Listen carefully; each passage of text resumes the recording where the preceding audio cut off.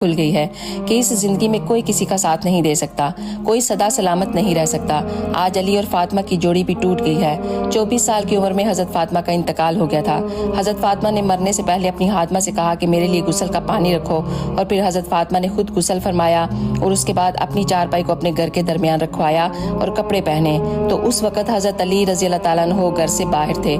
तो आपने अपनी हातिमा से फरमाया कि अब मेरे मरने का वक्त हो चुका है, मेरा गुस्ल भी हो चुका है, आप मुझे दोबारा गुस्ल मत देना, यही मेरा गुस्ल है, और अली को बता देना। नबी सल्लल्लाहु अलैहि वसल्लम के 6 महीने के बाद आपका भी इंतकाल हो गया।